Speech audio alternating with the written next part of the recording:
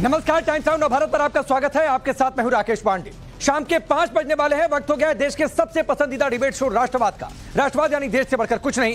क्या अयोध्या की दूसरी लड़ाई यानी मिल्कीपुर विधानसभा उपचुनाव से अखिलेश यादव इतना डरे हुए हैं कि योगी आदित्यनाथ पर पर्सनल अटैक कर रहे हैं? सवाल है कि साधु अपने साथी को यहां से लेकर जाए, यह कहकर अखिलेश के निशाने पर योगी आदित्यनाथ है या फिर हिंदुत्व है? सवाल यह भी है कि 2025 के पहले रण में योगी या अखिलेश किसका प्रण पूरा होगा? मिल्कीपुर उपचुनाव की तारीख के ऐलान के साथ ही सियासत गर्मा गई है। योगी ने जीत का प्लान सेट कर लिया है तो अखिलेश यादव योगी आदित्यनाथ पर हमलावर है। योगी आदित्यनाथ पर पर्सनल अटैक के बाद बीजेपी ने अखिलेश पर आज करारा प्रहार किया। सवाल उठ रहे हैं कि क्या तुष्टीकरण की सियासत के लिए अखिलेश के निशाने पर भगवा है, क्योंकि बार बार यादव परिवार पर्सनल हो जाता है। इसी मुद्दे पर डिबेट करेंगे, लेकिन उससे पहले रिपोर्ट देखिए।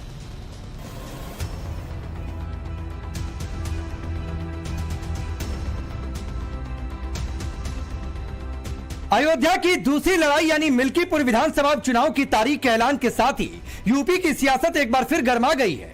एक तरफ नाक की लड़ाई बन चुकी मिल्कीपुर सीट के लिए योगी आदित्यनाथ ने अयोध्या की दूसरी लड़ाई को जीतने का पूरा प्लान बना लिया है। दूसरी तरफ अखिलेश बिना नाम लिए योगी आदित्यनाथ पर हमलावर है, पर्सनल अटैक कर रहे हैं। कुंभ के बहाने मुख्यमंत्री योगी आदित्यनाथ के साधु होने पर तंज कस रहे, ये तक कह रहे कि साधु संत कुंभ में जाएं तो अपने साथी को भी लेकर जाएं। बहुत बड़े पैमाने पे संत महात्मा गुरु ऋषि मुनि बड़ी संख्या में लोग आए हैं कुंभ में। बड़ा आयोजन हो रहा है।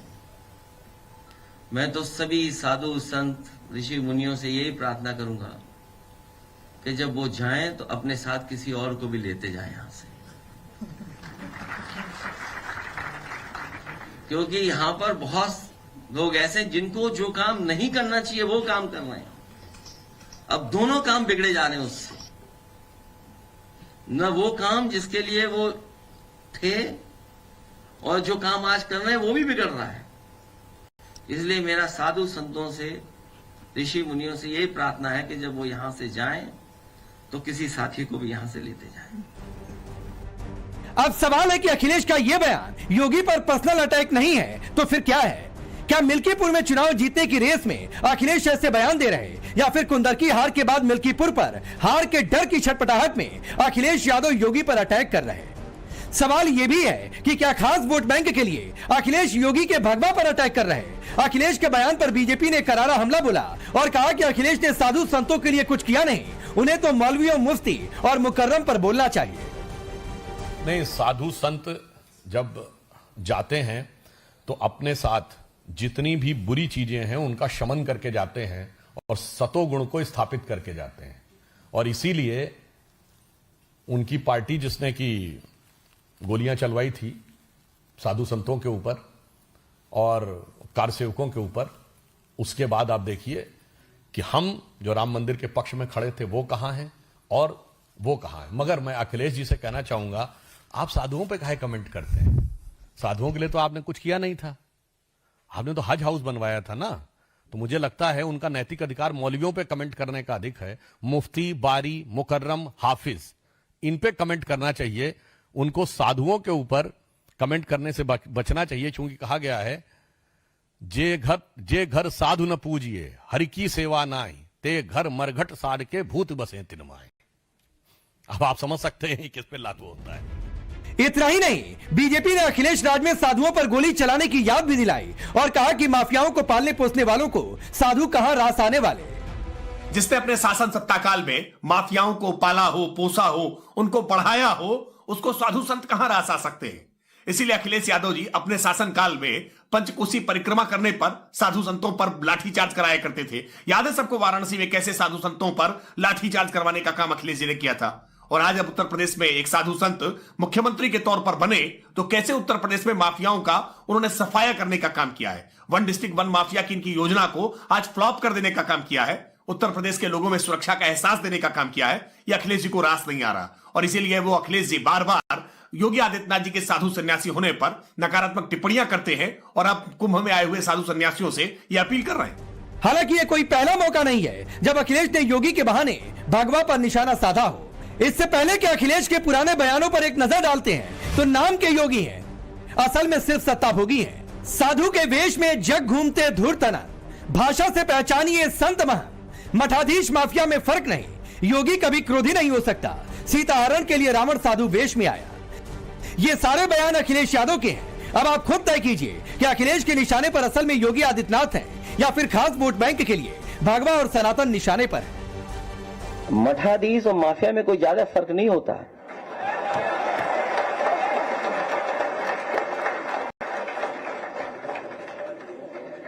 कि जो क्रोध करेगा वो योगी नहीं हो सकता, इसलिए मठाधीश मुख्यमंत्री हैं ये, जो अपने से बड़ा किसी और को नहीं समझते हैं, वो कैसे योगी हैं। व्यक्ति वश से नहीं, वचन से योगी होता है। सवाल यह भी है कि क्या मिल्कीपुर जीतने के लिए अखिलेश इस तरह की बयानबाजी कर रहे हैं? क्या तुष्टीकरण की राजनीति और खास वोट बैंक को साधने के लिए ऐसी बयानबाजी अखिलेश के लिए मजबूरी है? सवाल यह भी है कि अगर अखिलेश साधु संतों और सनातन का इतना ही सम्मान करते हैं, तो फिर जिस अयोध्या ने उन्हें सांसद दिया, जिस मिल्कीपुर से राम मंदिर सिर्फ 40 किलोमीटर दूर है, हिंदुओं के आस्था के केंद्र राम मंदिर, आज तक अखिलेश क्यों नहीं गए? अखिलेश के सांसद अवधेश प्रसाद क्यों नहीं गए? क्या वोट बैंक खिसकने की डर से जानबूझकर अखिलेश और अवधेश ने राम मंदिर जाने से किनारा किया है? सबसे बड़ा सवाल, क्या भगवा को टारगेट कर अखिलेश अयोध्या की दूसरी लड़ाई यानी मिल्कीपुर का चुनाव जीत पाएंगे, या जनता मिल्कीपुर में कमल खिलाकर लोकसभा चुनाव में बीजेपी को मिली हार की कमी पूरी कर देगी? ब्यूरो रिपोर्ट, टाइम्स नाउ नव भारत। तो चलिए आपने रिपोर्ट देखी, आपका परिचय मैं आज के मेहमानों से करवाता हूं। राजेश चौधरी भारतीय जनता पार्टी के विधायक हमारे साथ मौजूद हैं। शुभरास्ता पॉलिटिकल एनालिस्ट के तौर पर, प्रोफेसर धर्मेंद्र यादव समाजवादी पार्टी के नेता और प्रवक्ता हैं, चंद्रमोहन शर्मा जी कांग्रेस पार्टी के नेता, और हाफिज नूर अहमद अजहरी है इस्लामिक स्कॉलर के तौर पर। आप सभी का बहुत बहुत स्वागत है। अब धर्मेंद्र भाई एक बात बताइए, साधुओं पर बोलकर, भगवा पर बोलकर, ऋषि मुनियों पर बोलकर, ये सब करके आपको लगता है कि मिल्कीपुर में ही इसी तरीके से जीत मिलेगी और कोई दूसरा रास्ता नहीं? राकेश जी, भारतीय जनता पार्टी की योगी सरकार में ना अपील है, ना वकील है, ना दलील है, अंधा राज चल रहा है। तो इस अंधे राज में आपने गाजियाबाद की बात नहीं बताई कि जब योगी सरकार में पुजारियों को काट दिया गया था उस मंदिर में जाकर के। तो ये भारतीय जनता पार्टी का भगवा के प्रति अपना नजरिया है। भारतीय जनता पार्टी के लोग इस बात को समझे पहले कि देश की जनता ने उन्हें किस लिए वोट दिया था। अगर उसके इधर उधर देखेंगे तो बात नहीं बनेगी। मुझे लगता है कि भारतीय जनता पार्टी को देश के सवालों पे जवाब देना चाहिए, बुनियादी बातों पे बात करनी चाहिए, इधर उधर की बात नहीं करने से फायदा होगा। नहीं नहीं, बिल्कुल ठीक बात है। और मुझे भी ये लगता है कि जब आप पर सवाल पूछा जाए तो आप अपना जवाब दिया करिए, बीजेपी को आईना दिखाया करिए, वो भी जरूरी है, लेकिन बाद में पहले आप अपना सवाल छोड़ देंगे, बीजेपी को आईना दिखाना शुरू कर देंगे। आपने सर कभी, जो बीजेपी का सवाल है मैं पूछ रहा हूं आपसे, कि आपने हाफिज, मौलवी, मुफ्ती, मुकर्रम, इन पर कभी बोला? आपको साधु संत ऋषि मुनि मठाधीश पता नहीं क्या क्या, उनकी तुलना धूर्त पता नहीं क्या क्या, आपको बड़ा आसान लग जाता है, कभी बोला आपने उधर? नहीं तो भारतीय जनता पार्टी को क्यों बुरा लगता है? अगर नहीं, रावण, अरे बुरा उनको लगता है, नहीं लगता, मैं आपसे नहीं पूछ रहा हूं। नहीं, उनको बुरा लगता है, नहीं लगता नहीं। आपने बोला कभी? क्यों नहीं बोला, मुझे ये बताइए। नहीं, मैं कह रहा हूं कि आपको ज्यादा दिक्कत साधुओं से है। भगवा पहन के आया था, किया था, तो हर भगवाधारी तो संत नहीं होता है भाई। इस बात से तो कोई दिक्कत नहीं है, आपको लगता है ऐसा है? नहीं, सुनिए। अब मैं अगर आपसे ये पूछ दूं, इसके बदले में ये पूछ दूं कि जो बम धमाके हो जाते हैं, कौन क्या पहनकर वेशभूषा में आ जाता है, तो सर फिर आपको बुरा लग जाएगा? ये क्या पूछ रहे हैं? पूछिए ना, पूछिए। नहीं, ये क्या मतलब है कि रावण आया था सीता का हरण करने के लिए, साधु वेश में आया था, तो आप कह दीजिए ना कि सीधे सनातन आपके टारगेट पर है। भाई जीत चाहिए, और इसके लिए हम किसी भी हद तक जाएंगे, एक धर्म को लगातार गाली देंगे। हम सुन लीजिए, समाजवादी पार्टी धर्म के साथ धोखा नहीं करती है, धर्म को ढाल बना करके धर्म का धंधा नहीं करती है, जो भारतीय जनता पार्टी करती है। अरे तो धर्म के नाम पर कुछ बुरी चीजें सिर्फ हिंदू में आपको दिखाई देती है, हिंदू धर्म में, दूसरे धर्म में नहीं दिखाई देती है। धर्म का मतलब हिंदू होता है, धर्म का मतलब सिर्फ हिंदू। मैंने क्या पूछा आपसे? चलिए मैं आपको सुनिए ना, मैं आपको समय देता हूं, मैं आपको समय देता हूं, धर्मेंद्र यादव, मैं आपको समय देता हूं। ऐसा नहीं है कि बुराइयां सिर्फ हिंदू धर्म में हैं, हर धर्म में कुछ ऐसी चीजें हैं जिनमें सुधार की जरूरत है। मैं आपको ये चुनौती देता हूं, और ये टाइमर ऑन करके चुनौती देता हूं। चुनौती है कि हिंदू धर्म के अलावा दूसरे धर्म की बुराइयों पर बोलिए। चलिए बोलिए। बुराई किसी धर्म को नहीं देख के बोलनी चाहिए, बुराई हर धर्म में हो सकती है। सर आप सिर्फ हिंदू धर्म में बोल रहे हैं, आप सिर्फ हिंदू धर्म में बोल रहे हैं, करनी चाहिए। हिंदू धर्म के अलावा दूसरे धर्म पर बोलिए। 30 सेकंड में क्यों बीच में आ गए आप, मुझे बताइए। इसलिए कि आप दूसरे धर्म पर जा नहीं रहे, फिर भी उसमें कूद पड़े आप मुझे 30 सेकंड दिए तो बोलने देते ना। अच्छा चलिए, लीजिए, चलिए। भारतीय जनता पार्टी की तरह हम कानून व्यवस्था समझ लीजिए, भारतीय जनता पार्टी की तरह हम किसी धर्म में किसी आतंकवादी को नहीं ढूंढते हैं। आतंकवादी का मतलब आतंकवादी, उपद्रवी का मतलब उपद्रवी, दंगाई का मतलब दंगाई, चाहे वो भारतीय जनता पार्टी का भाजपाई हो, दंगाई होगा, हम उसको कहेंगे। हम धर्म की आड़ में धर्म को ढाल आप ना फिर मैं बीच में आऊंगा तो चलिए ठीक है। राजेश चौधरी ये 30 सेकंड का चैलेंज नहीं पूरा कर पाएंगे। मैंने इनसे ये कहा, इन्होंने एक उदाहरण दे दिया कि रावण आया था साधु वेश में सीता का हरण करने के लिए। मैंने कहा दूसरे धर्म की बुराई के बारे में आप बोलिए, एक शब्द नहीं बोल पाए। धर्मेंद्र यादव आप एक शब्द नहीं बोल पाए। राजेश चौधरी देखिए, समाजवादी पार्टी का पुराना इतिहास रहा है, ये हिंदुओं का अपमान करना अपना शान समझते हैं। ये राम भक्तों के हत्यारी पार्टी है। इन लोगों ने अयोध्या के अंदर जिस तरह से गोलियां बर्बरता पूर्वक चलाई थी, सरयू का पानी खून से लाल करने का काम किया था, वही समाजवादी पार्टी के लोग हैं। और ये वही अखिलेश यादव है जो संत महात्माओं को, हमारे साधु जिनको हम पूजनीय कहते हैं, उनको गजेड़ी बताने का काम कर रहे थे। 2022 में कहते थे ये तो नशेड़ी हैं, गजेड़ी हैं। इनका हिंदू धर्म को अपमान करना अपना गौरव समझते हैं और इनकी औकात नहीं है किसी दूसरे धर्म के खिलाफ बोलने की। विशुद्ध रूप से मुस्लिम तुष्टीकरण की नीति इनको करनी है, उनका वोट चाहिए। हिंदुओं का अपमान करना अपना शौक समझते हैं। और अखिलेश यादव हमें सलाह दे रहे हैं, हिंदुओं को सलाह दे रहे हैं, हजास वालों को भी दे दो ना। आपने तो साधु महात्माओं के लिए कभी कुछ किया नहीं, उन पर तो हमेशा डंडे चलाए, गोलियां चलाई, उनको मारने का काम किया, गौ हत्या को बढ़ावा देने का काम किया, मंदिरों को तोड़वाने का काम किया। आप तो अपने शासन में हज हाउस का निर्माण करा रहे थे, उनको नहीं सलाह दी कभी आपने। हमें सलाह देंगे। इनको इसमें भी आपत्ति है कि दुनिया का सबसे बड़ा आयोजन जिसमें 45 करोड़ से 60 करोड़ लोग भाग लेने वाले हैं, वो उत्तर प्रदेश की धरती पर महाकुंभ हो रहा है और भव्य और दिव्य तरीके से सरकार उसको अपना टारगेट बना करके काम कर रही है। मुख्यमंत्री जी बार बार वहां जा रहे हैं, वहां की व्यवस्थाओं को खुद देख रहे हैं। अब इसमें भी इनको आपत्ति हो रही है। और यही उनका होता, छोटे भाई का पजामा और बड़े भाई का कुर्ता पहन करके घूमते हैं तो इनको मजा आ रहा होता उसमें।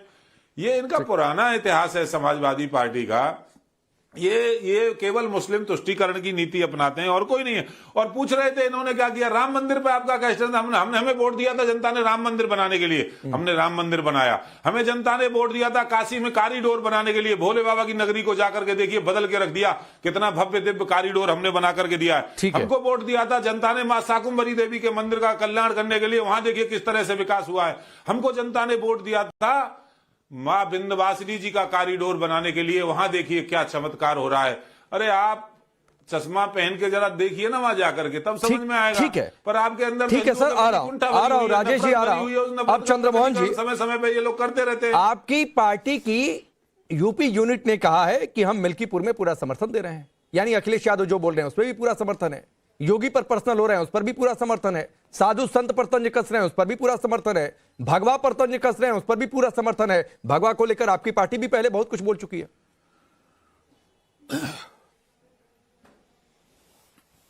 देखिए, जब देश की पार्टी और देश के मुख्यमंत्री जो शपथ खाए संविधान के और संविधान के लिखी हुई आइनों को भूल जाएं, तो याद दिलाने के लिए कोई तो चाहिए।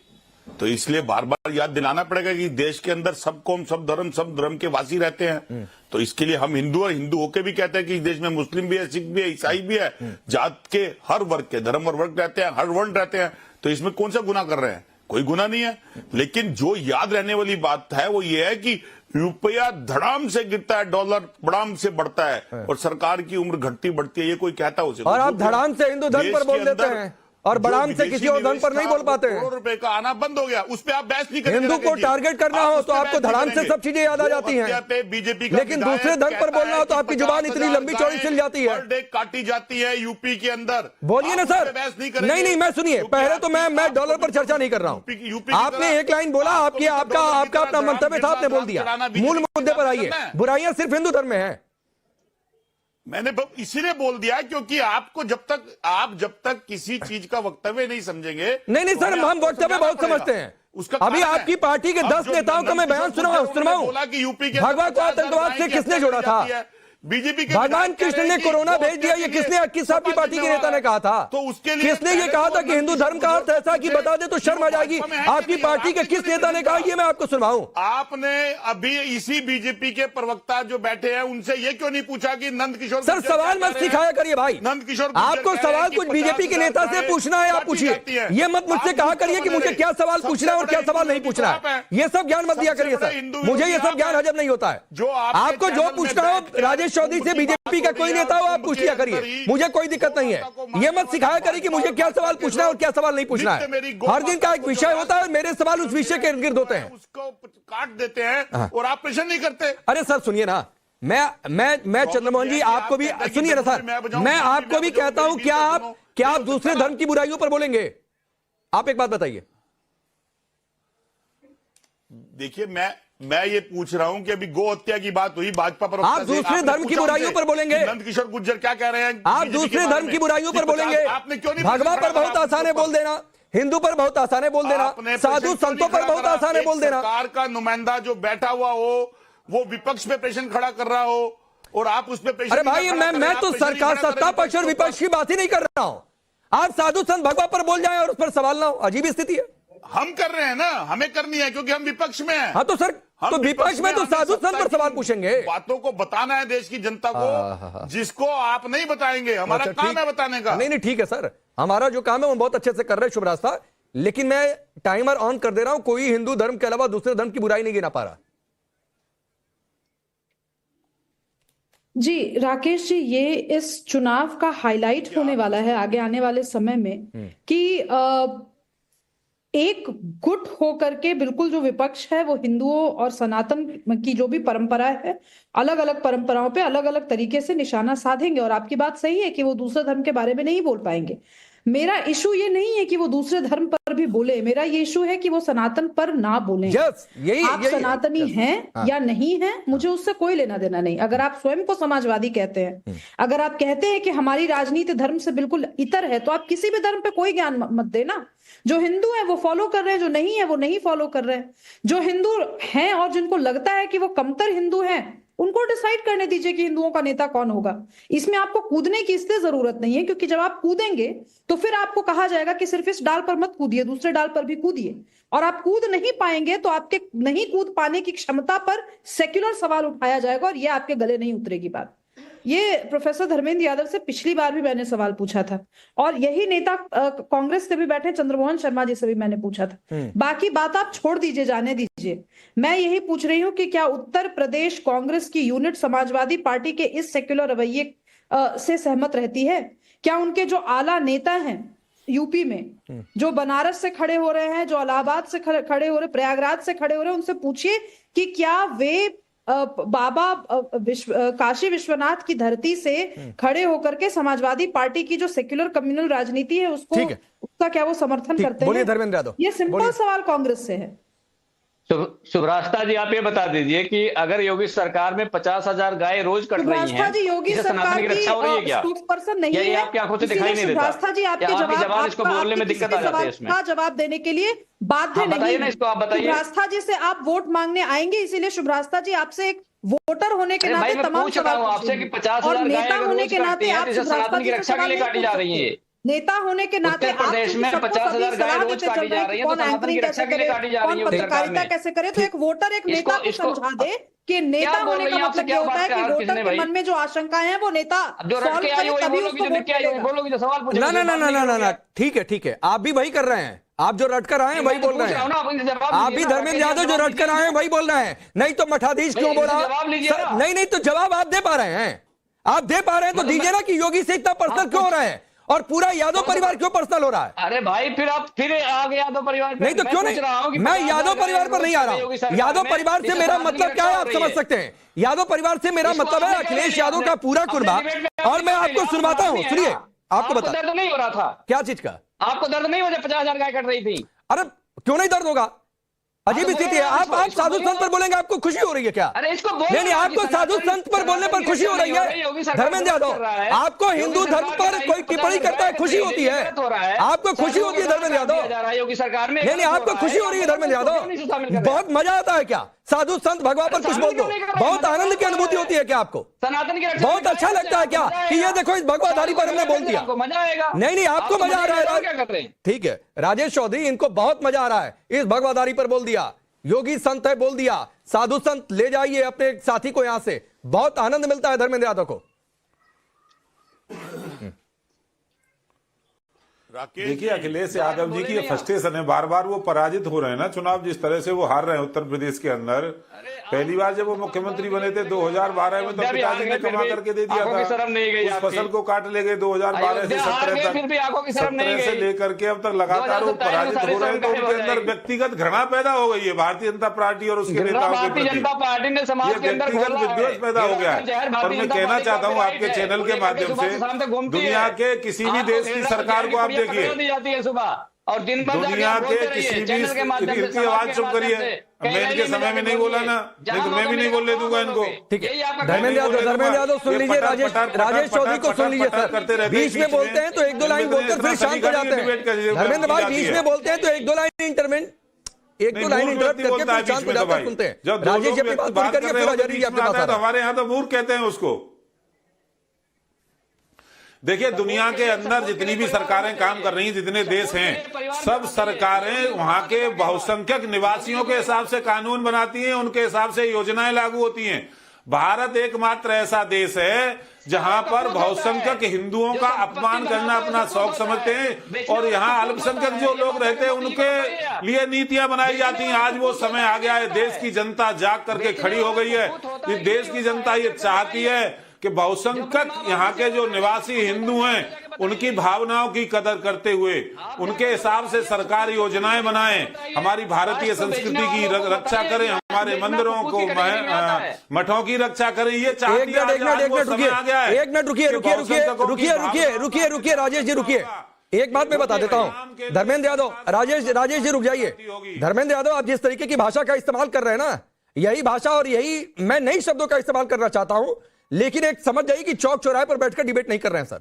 और ये चौक चौराहों की भाषा मोदी के ये है कि नहीं, योगी के ये है कि नहीं, इस तरीके की भाषा मेरे सामने मत क्या करिए, मैं आपको पहले बता रहा हूं सर। अरे राजेश जी को आपको टोकना चाहिए ना। मैं सबको टोक रहा हूं, कोई गलत भाषा नहीं, चाहे राजेश चौधरी हो चाहे धर्मेंद्र यादव हो। बोलते हो भाई, सपोर्ट करो, ठीक है सर पर्सनल मत हुआ करिए। राजेश जी लेके आए उनके बारे में तो आप बोल बोलते बीच में, जब मैंने बोला ठीक है, नहीं रुक जाइए, नहीं आपके अंदर अभी रुक जाइए। अब आजारी जी बीच में बोला जाता है। आजारी जी ये बहुत खुशी होती है क्या कोई भगवा को गाली देकर चला जाए, कोई साधु संतों को बोलकर चला जाए, क्योंकि इन्हें ऐसा लगता है कि एक वोट बैंक में मैसेज जाता है, तो मैसेज जाता है क्या? मैं इतनी देर से इस डिबेट का जो महासल हासिल किया है मैंने, वो ये है कि आप ये चाहते हैं राकेश पांडे जी, आप एंकर हैं और आप ये चाहते हैं कि हिंदू समाज के लोग मुस्लिम समाज को, मुस्लिम धर्म को टारगेट करें, नहीं दूसरे धर्मों को टारगेट नहीं, बिल्कुल ये मैं नहीं चाहता हूं आजारी जी, मैं बिल्कुल ये नहीं चाहता हूं। मैं शुभ रास्ता की उस लाइन के साथ हूं कि ना हिंदू को टारगेट करो ना मुस्लिम को टारगेट करो। और मेरे सवाल का आजारी जी सिर्फ इतना मतलब था, ये मतलब बिल्कुल नहीं था कि आप मुस्लिम धर्म को टारगेट करके बोलिए या सिख और ईसाई धर्म को टारगेट करके बोलिए। मेरे सवाल का मतलब सिर्फ इतना था कि आप सिर्फ हिंदू धर्म को टारगेट करेंगे तो सियासत में ये सवाल पूछा जाएगा कि ये तुष्टीकरण के लिए आप कर रहे हैं, आप किसी दूसरे धर्म पर नहीं बोलते हैं, कोई ये मतलब नहीं है। मेरे लिए मैं क्लियर कर देता हूं आजारी जी, आप बोलिएगा हिंदू मुस्लिम सिख ईसाई सभी एक बराबर हैं, और मैं नहीं चाहता हूं कि ना हिंदू को टारगेट किया जाए ना मुस्लिम को टारगेट किया जाए। अपनी बात पूरी करिए। देखिए किसी मुस्लिम प्रवक्ता ने, नूर अहमद अजहरी ने भगवास के बारे में कुछ कहा होता है, हिंदू धर्म के बारे में कुछ कहा होता, उससे आप कहते कि तुम यार अपने धर्म के बारे में बोलो। तो भाई मैं आपको कहां कह रहा हूं अजहरी जी कि आपने बोला सर, क्या अखिलेश यादव सनातन धर्म के व्यक्ति नहीं है? पता है मैं आप करें। अरे अजहरी जी मैं आपको तो कहीं नहीं रहा हूं सर कि आपने कुछ गलत बोला है। सपा सिर्फ एक धर्म पर अगर हाल फिलहाल में टिप्पणियां आई हैं तो मैंने पहले भी कहा था कि ये बीजेपी का सवाल है कि आप मुफ्ती पर बोलेंगे। आपने सुधांशु त्रिवेदी की पीसी सुनी कि आप मुफ्ती पर बोलेंगे, आप मुकर्रम पर बोलेंगे, आप हाफिज पर बोलेंगे। ये हो या ये मौजूदा जो हमारे सामने बैठे हुए भारतीय जनता पार्टी के प्रवक्ता हो, इन लोगों के पास कहने के लिए है क्या? इस्लाम, मुसलमान, पाकिस्तान, कुरान, मदरसा, मस्जिद, इसके अलावा इनकी कहीं बातें बढ़ी नहीं सकती। मुफ्ती, मुकर्रम, हाफिज, आलिम कहां से लेकर सुधांशु जी? सुधांशु जी का काम है सवालों का जवाब कभी नहीं देते हैं, चैनलों पर भी देते, वो मेरे साथ भी रहा है, कभी भी आजारी जी नहीं सुनिए, चलिए मैं आपकी इस राय को मैंने रख दिया। आपने कहा ना कि बीजेपी के पास सिर्फ यही काम है। अब आप क्या धर्मेंद्र यादव से ये सवाल पूछेंगे कि भाई साधु संत ऋषि मुनि मठाधीश इससे आगे बढ़ लो? आप बोलेंगे उनसे ये बात? राकेश जी बिल्कुल बोलेंगे। हम नूर अहमद अजहरी किसी पार्टी की दहलीज का गुलाम नहीं है।